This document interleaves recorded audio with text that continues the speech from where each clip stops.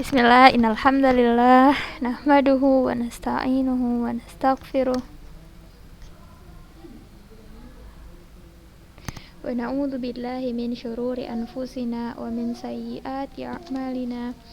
Man yahdihillahu fala mudhillalah wa may yudlil fala hadiyalah. Asyhadu an la ilaha illallah wa asyhadu anna Muhammadan abduhu wa rasuluh alladzi la nabiyya wa la rasula ba'dah, amma ba'du.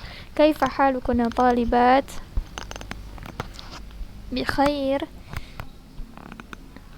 insyaallah. Alhamdulillah, pada pagi hari ini kita masih diberikan kesehatan, kesempatan oleh Allah Subhanahu wa taala sehingga kita masih dapat mengikuti pembelajaran.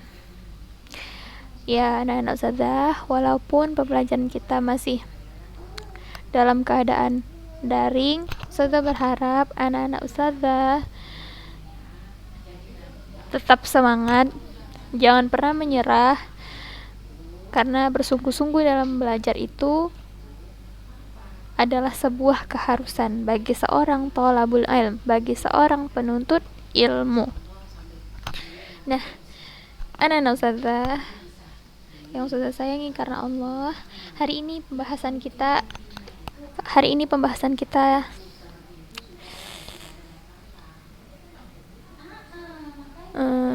sedikit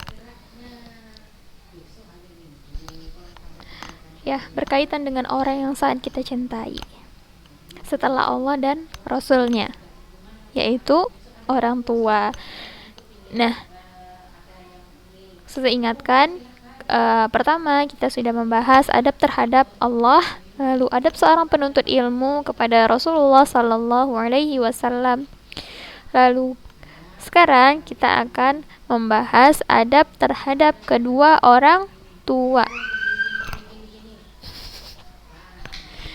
Nah, di antara adab-adab penuntut ilmu terhadap kedua orang tuanya, kita lihat ya.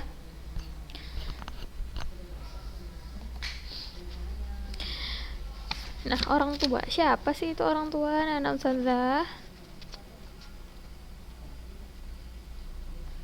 Ya, mungkin mendefinisikan orang tua itu cukup dengan yang melahirkan dan merawat kita, ustazah. Ya, yang awalnya melahirkan kita, lalu membesarkan kita, bertanggung jawab untuk menghidupi kita, begitu ya. Iya, begitu anak-anak ustazah. Nah, ini nih, di dalam kita menuntut ilmu, kita tuh mempelajari semua adab, segala aspek adab, termasuk bagaimana kita beradab terhadap orang tua kita. Nah, inilah akan kita bahas. Yang pertama, yaitu berbakti dan mentaati keduanya selama keduanya tidak menyuruh berbuat dosa dan memutus silaturahmi.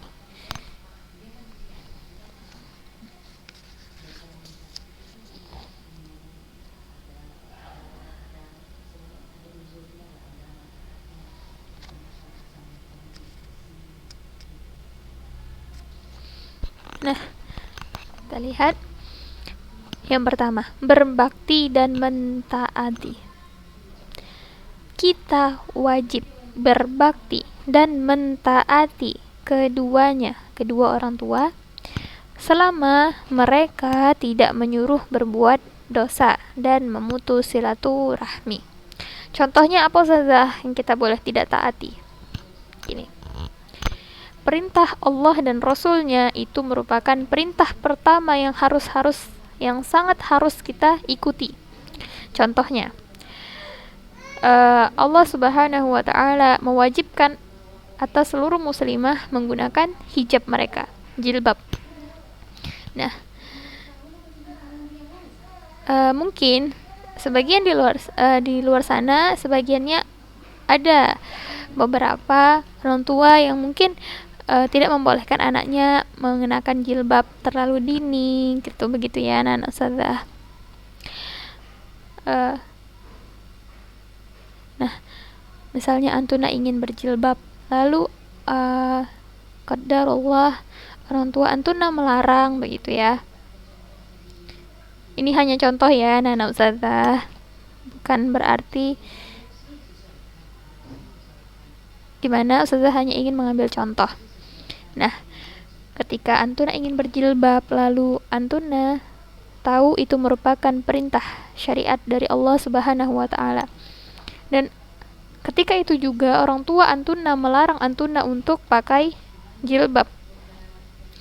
Lalu ustazah, bagaimana? Apakah ana mengikuti perintah orang tua ana? Atau ana harus tetap menggunakan jilbab? Jawabannya anak-anak ustazah, perintah Allah dan Rasulnya itu merupakan perintah pertama yang harus kita ikuti. Ketika Allah mewajibkan jilbab, memakai jilbab untuk seluruh muslimah, maka perintah Allah lah yang harusnya kita ikuti. Lalu bagaimana ustazah ketika ana tidak mengikuti perintah orang tua ana? Apakah ana dicap tidak berbakti dan tidak mentaatinya? Tidak ya anak-anak ustazah. Karena kita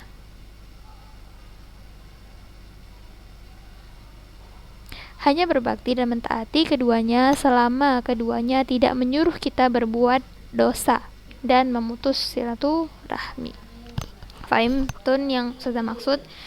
Tapi anak-anak ustazah, walaupun misalnya contohnya antuna mengalami kasus seperti yang sudah ustazah bilang, itu pun tidak boleh ya, tidak membolehkan antuna untuk mencaci mereka, mencaci kedua orang tua antuna, menjudge mereka tidak mengerti agama. Itu tidak boleh ya anak-anak ustazah.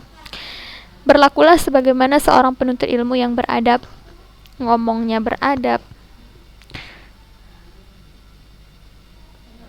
Bagaimana antuna harus bersikap ketika orang tua antuna mungkin belum paham, maka dijelaskan dengan cara yang baik, tidak dengan nada yang kasar lalu mencaci mereka, begitu ya.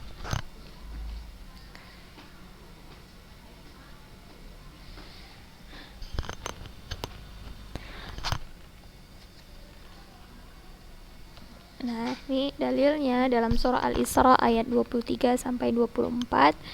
Allah Subhanahu wa taala berfirman,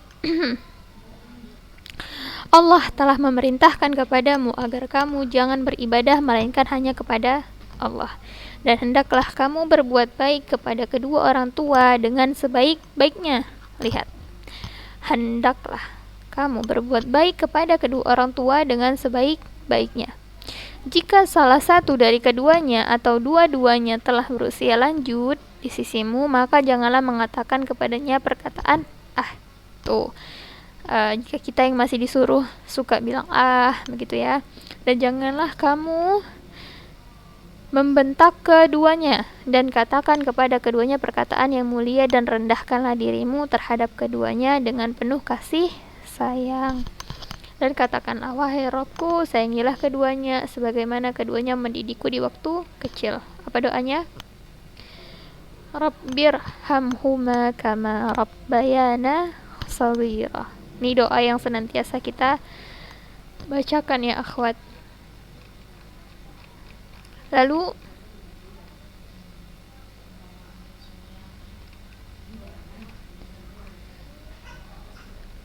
diriwayatkan dari Abdullah bin Mas'ud radhiyallahu an, ia berkata, Sa'altun Nabi sallallahu alaihi wasallam. Aku bertanya kepada Nabi sallallahu alaihi wasallam, ayyul amali ahabbu ilallah?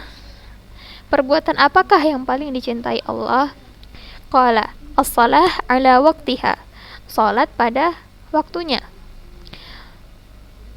Qala thumma ay? Beliau menjawab, Qala thumma birrul walidain. Lalu apa? Setelah sholat pada waktunya, lalu apa? Lalu beliau menjawab, thumma birrul walidain. Kemudian berbakti kepada orang tua. Thumma ayun. Kemudian apa? Qala al-jihad fi sabilillah.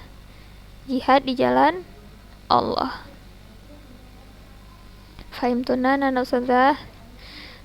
Nah, jadi adab yang pertama yaitu ialah kita, seseulang kita wajib berbakti dan mentaati keduanya. Selama keduanya tidak menyuruh kita berbuat dosa ataupun memutus silaturahmi. Paham turna?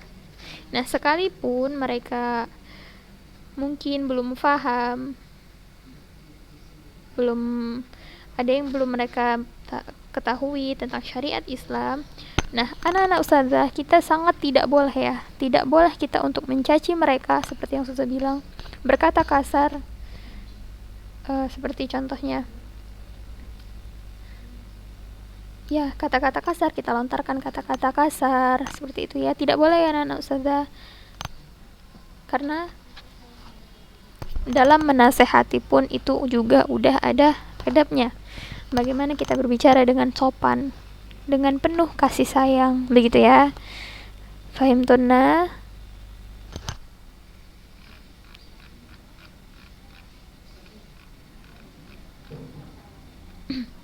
Selanjutnya, nomor 2, merendahkan diri di hadapan keduanya dengan tawadhu, dengan penuh kasih sayang, sebagai perwujudan dari firman Allah. Nah, ini firman Allah, kita harus merendahkan diri terhadap keduanya dengan penuh kasih sayang.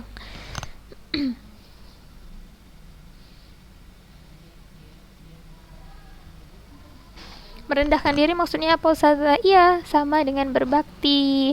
Kita mengikuti apa yang beliau inginkan, begitu ya. Beliau menyuruh apa, jangan mengatakan seperti itu. Dan kita juga harus penuh dengan kasih sayang terhadap keduanya. Sekalipun, tadi saya bilang sekalipun mereka pernah menyuruh kita misalnya berbuat sesuatu yang dilarang oleh Allah Subhanahu wa taala, kita tidak boleh mencacinya. Fahimtunna? Fahamana ustazah?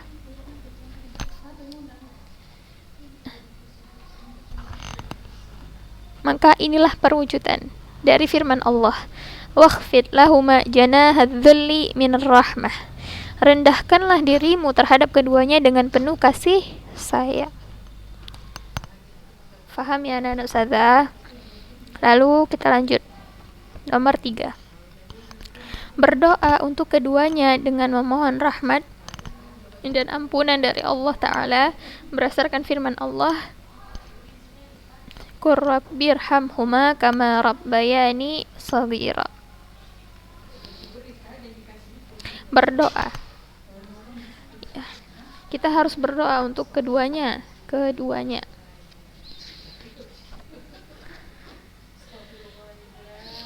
agar Allah, kita memohon rahmat dari Allah, kita minta ampunan untuk keduanya dari Allah, begitu ya. Kita juga minta bagaimana untuk menyayangi mereka sebagaimana mereka telah menyayangi kita pada waktu kecil.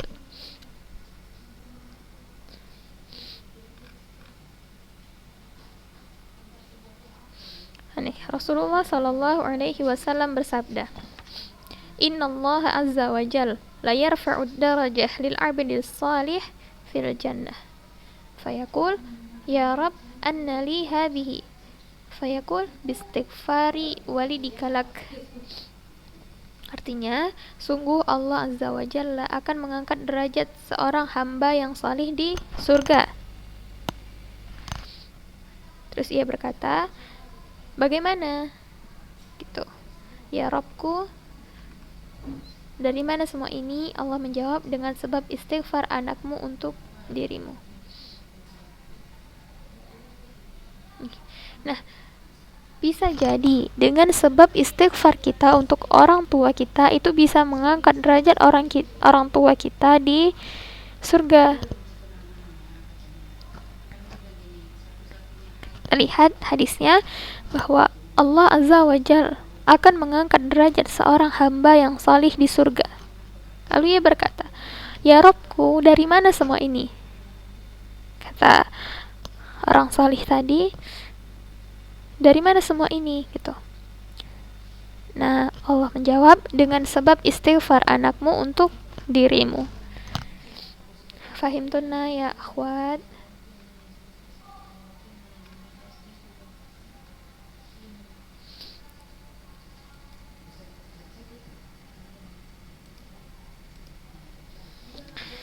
Nah, kita lanjut. Nomor 4. Memenuhi segala kebutuhan keduanya dengan cara membantu, memberikan nafkah, melayani keduanya dengan senang hati, dan berusaha bersungguh-sungguh dan berbuat baik kepada keduanya. Semua itu belum dapat membalas jasa dan hak keduanya. Nah, paham akhwat? Paham maksudnya? Nah, adab yang keempat, kita harus memenuhi segala kebutuhannya. Misalnya, ya dalam hal membantu, memberi nafkah jika kita sudah bekerja dan orang tua kita sudah tidak sanggup, begitu ya. Melayani keduanya dengan senang hati dan berusaha bersungguh-sungguh dalam berbuat baik kepada keduanya. Nah, jika kita melakukan semua yang sudah disebutkan, semua itu pun belum dapat membalas jasa dan hak keduanya. Perhatikan ya akhwat, sekalipun kita membelikan mereka sesuatu yang sangat-sangat mahal, itu pun belum bisa membalas apa yang sudah mereka berikan.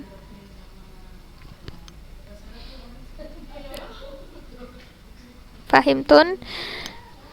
Jadi jangan pernah mengungkit apapun yang sudah antuna berikan kepada orang tua antuna, karena apapun yang telah antuna berikan itu tidak akan pernah bisa membalas jasa dan hak mereka. Faham?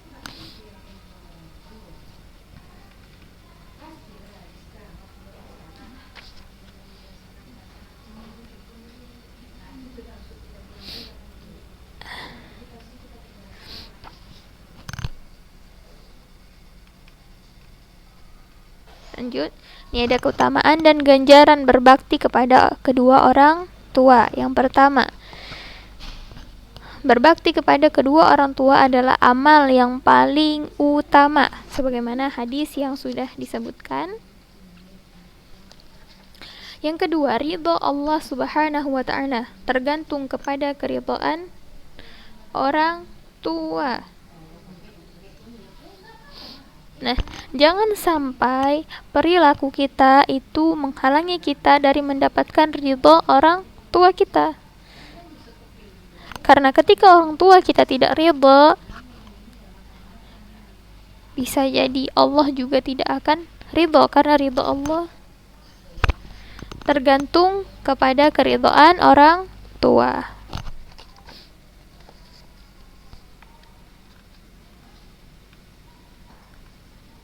Nah, kita lanjut ya, yang ketiga.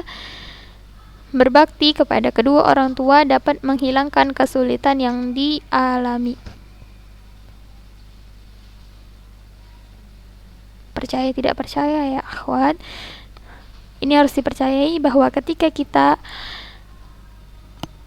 berbakti kepada kedua orang tua kita, maksudnya berbakti bukan dalam hal kemaksiatan kepada Allah, kita berbakti kepada mereka, itu pun bisa menghilangkan kesulitan yang sedang kita alami.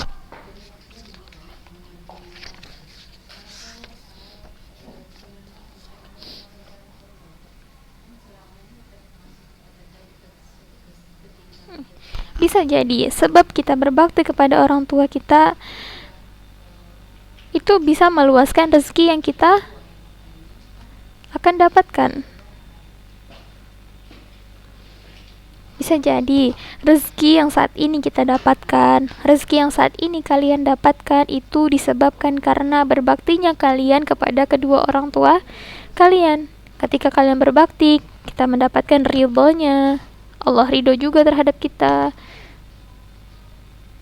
Mereka berdoa untuk kita, maka bisa jadi sebab diluaskannya rezeki antuna itu disebabkan karena berbaktinya antuna kepada orang tua antuna.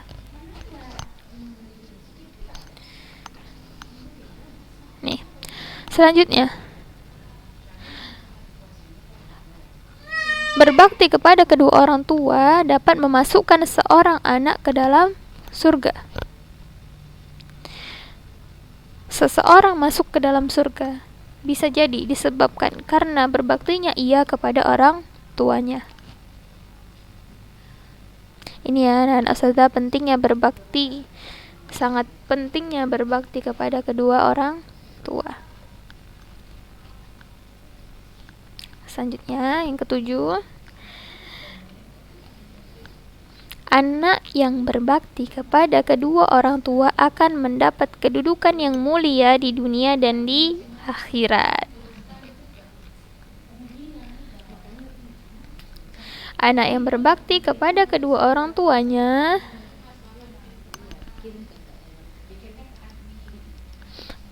akan mendapatkan kedudukan yang mulia di dunia dan di akhirat.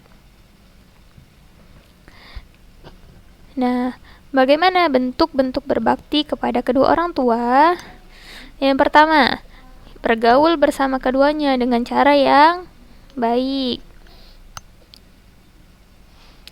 Nah, dalam suatu riwayat dikatakan bahwa ketika seseorang datang untuk membaiat Rasulullah atas hijrah dan meninggalkan orang tuanya dalam keadaan menangis, maka Rasulullah berkata, "Kembali dan buatlah keduanya tertawa sebagaimana engkau telah membuat keduanya menangis." Jangan sampai kita membuat mereka itu menangis sekalipun, karena tujuan kita itu hijrah.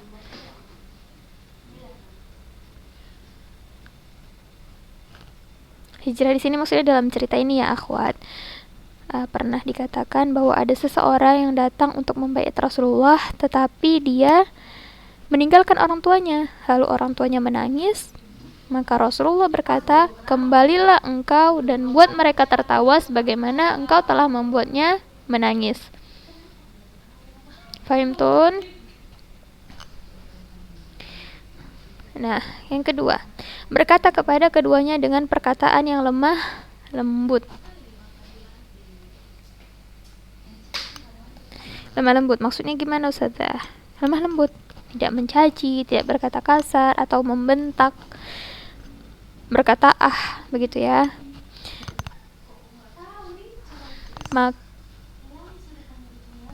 Seperti yang Ustazah bilang, sekalipun mereka pernah memerintahkan antuna untuk melanggar syariat, salah satu dari syariatnya Allah, itu pun antuna tidak berhak untuk berkata kasar, mencacinya,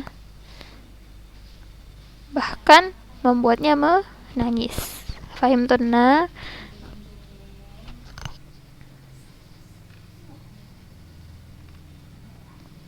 Yang ketiga ada tawadu, itu rendah hati, sebagaimana tadi kita merendahkan diri kita terhadap kedua orang tua.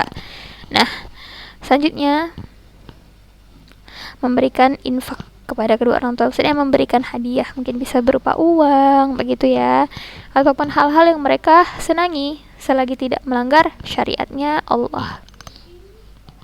Itu termasuk cara kita berbakti ya anak-anak ustazah. Lalu selanjutnya mendoakan keduanya, itu juga termasuk cara kita berbakti. Lalu membayarkan hutang-hutangnya, lalu menunaikan wasiat yang sesuai dengan syariat.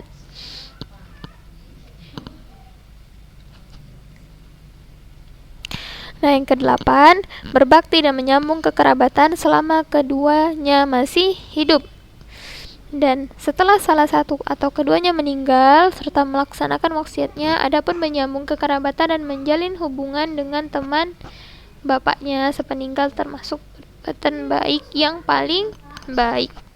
Nah, jika mereka masih hidup, maka berbakti dan menyambung kekerabatan kepada kedua orang tua kita. Nah, jika mereka sudah tidak ada, dua-duanya sudah tidak ada, maka kita harus tetap menyambung kekerabatan dan menjalin hubungan dengan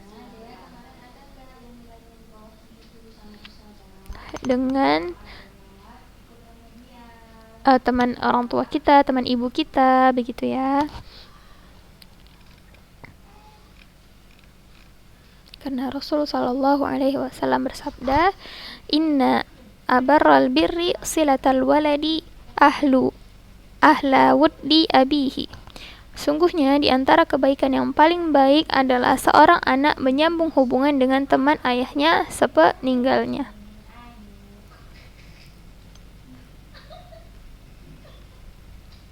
Begitu ya anak-anak ustazah.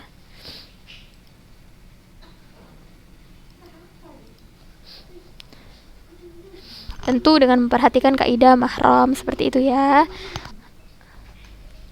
Nah, setelah kita mempelajari sebagian adab terhadap kedua orang tua kita, keutamaannya, serta bagaimana cara kita berbakti, bagaimana bentuk-bentuk berbakti kepada orang tua, saya harap setelah ini Antuna bisa sedikit banyaknya Antuna bisa merubah sikap mungkin yang dahulunya pernah berkata kasar kepada mereka ya anak-anak ustazah. Sekarang jangan dilakukan lagi.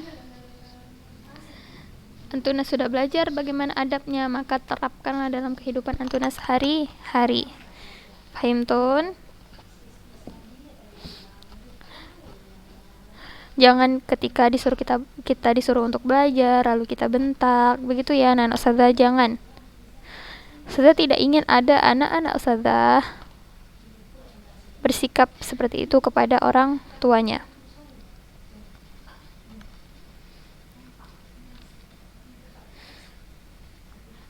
Nah, apa yang sudah kita pelajari hari ini, jangan lupa untuk diamalkan untuk diri kita sendiri. Semoga Allah senantiasa memberikan taufik dan hidayahnya kepada kita semua. Baik anak-anak ustazah rasa cukup sampai di sini dulu. Materi untuk pertemuan kita hari ini. Semoga apa yang sudah ustazah sampaikan itu dapat bermanfaat bagi kehidupan kita, bagi kehidupan Antuna.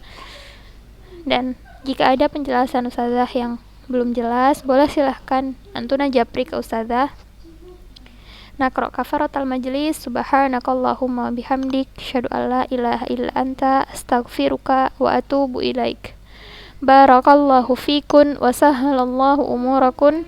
Wassalamualaikum warahmatullahi wabarakatuh.